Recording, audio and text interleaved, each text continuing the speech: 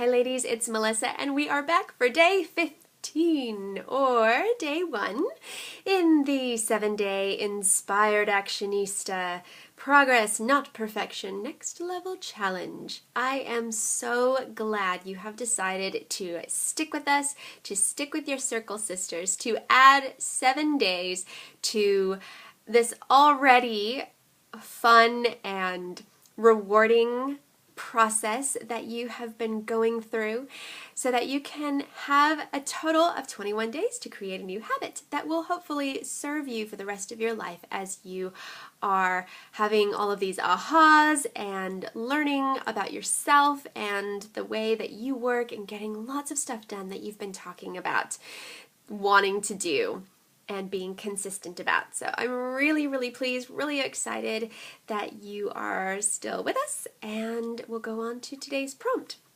Now today's prompt is called, well, we don't usually have names for the prompts, but today we do. And it's called Make It Hard for Yourself. What do you mean, Melissa, make it hard for myself? I thought we were making everything easy so we could do it easily. Yes, we have been. But there are some things that stand in our way that are too easy to become distractions, too easy to stand in our way. So we're going to make it hard for ourselves to, shall I say, indulge in those things. For example, if you have a habit of binge watching TV, hide the remote in an upstairs closet. You can't turn the TV on unless you go digging around for the remote, say.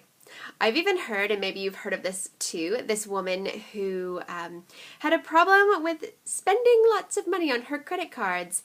She froze her credit card in a block of ice so that she had to either melt it or chisel it out to be able to use it. What this does is it causes a sort of pattern interrupt in your brain when you automatically have a go-to thing that makes it easy for you to procrastinate or to be doing other things other than what you have committed to yourself or others to do. And that pattern interrupt makes it so that you actually have to stop and think, do I want to do this? Because so often it is just a reflex. We don't even think about it. Pretty soon, all of a sudden, you know, we've watched 2 hours of TV and we're like, oh my gosh, how did this happen? And didn't even think about it, didn't even realize, like, our brains were on autopilot. So it takes our brains off of autopilot and gets us in a position where we can make a decision, a good, informed decision about what we're going to do next. And if we do decide to go ahead and do that thing, we really have to put ourselves through our paces to make that happen, like in the case of chiseling out a bunch of ice so that we can get to a credit card.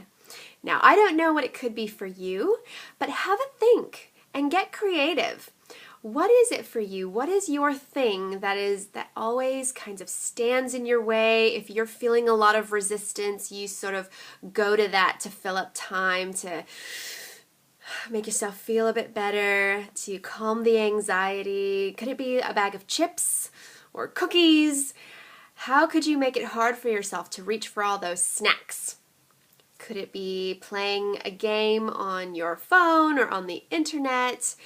What could make it difficult for you then? Like I've shared before, for myself, I use Facebook newsfeed in Eradicator because that would be my go-to, like just scrolling the Facebook newsfeed.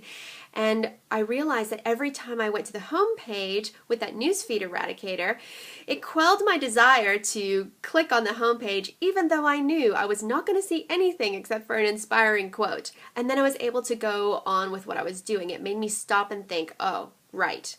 I am not on Facebook right now. I'm not supposed to be on Facebook right now. I'm doing my thing. So what is it for you? I can't wait to hear what you come up with and what your plan is to, what's your ice block? What's your ice block? I look forward to connecting with you tomorrow. Bye!